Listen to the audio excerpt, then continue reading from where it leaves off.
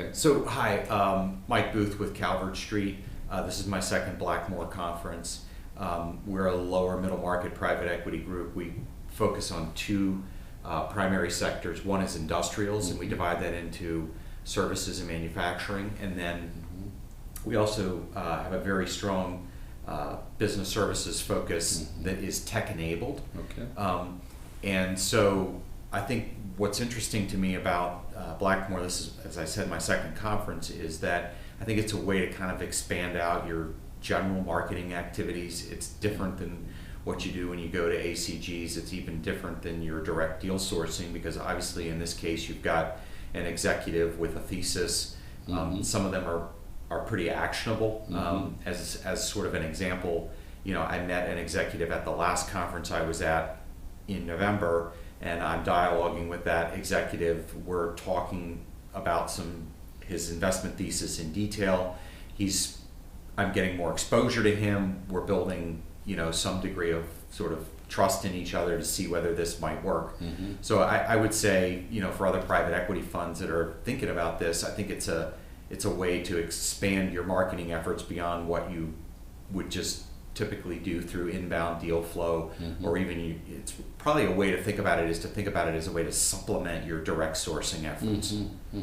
So, a lot of PE firms are concerned about dealing with executives because most executives, all they're doing is coming to try and get a job from you, because heck, you own all these companies, hire me. What do you notice about how these executives act and are trained or understand private equity coming in the door now? Yeah, I'd say in general, using today as an example, nobody that I met is looking for a job. These are people that are really entrepreneurs, or they may have professional management background, but they've got a lot of entrepreneurial spirit. They're basically looking to go in, for the most part, and run a company and act like an owner-operator. So, how's it come that's important? Why is that important to you versus the exec off the street that might call you?